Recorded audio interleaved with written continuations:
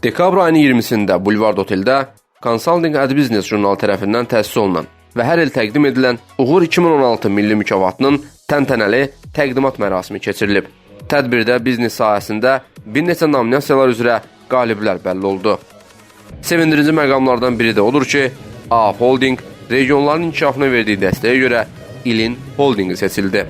Astara şəhəri Gəncə küçəsindəki təxminən 80 hektar ərazidə inşası başlanan AF Park, Astarada süni şəlalələr, Limon açıq və qapalı uşaq əyləncə mərkəzi, açıq fitness meydançası, kafe çayiri, zirvə uşaq idman akademiyası, uşaq əyləncə atraksiyonları, Astara Towers, 5 ulduzlu Duado Oteli, Oğuz və Spa mərkəzi, Çinəlik kompleksi, ağır atletika, boks və taekwondo mərkəzləri, villalar, 4 və 5 mərtəbəli binaların tikilməsi nəzərdə tutulub. AF Holding Mükafatı AF Holdingin prezidenti Tofiq Heydarov qəbul etdi. Mükafatı qəbul etmək üçün səhnəyə şirkətin prezidenti cənab Tofiq Heydarov dəvət edilir.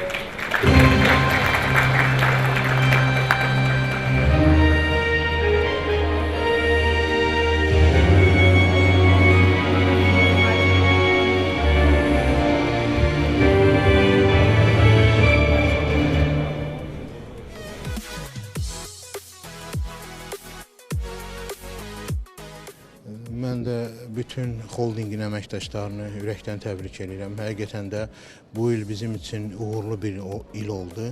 İstər idman sahəmizdə, istər digər sahələrdə biz yeni nailiyyətlər əldə etdik. Keçən il Astara layihəsinə start vermişdiksə, bu illəri bizdə yeni bir layihəmiz, tələbələr üçün, gənclər üçün nəzərdə tutulan bir layihəmizə start verildi. Digər sahələrimizdə də uğurlar davam edir.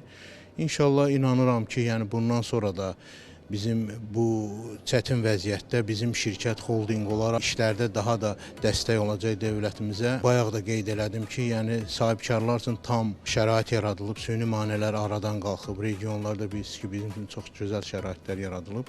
Ona görə də hamını mən bundan sonraki işlərimizdə daha da cəsarətli olmaya, yatırmaya dəvət edirəm. Bütün sahibkarlara bu işlərdə yeni ildə uğurlar arzulayıram. Qeyd edək ki, tədbir Nigar Camalın təqdimatında biri-birindən rəngarəng ifalarla davam etdi. Sonda xatirə şəkili çəkildi.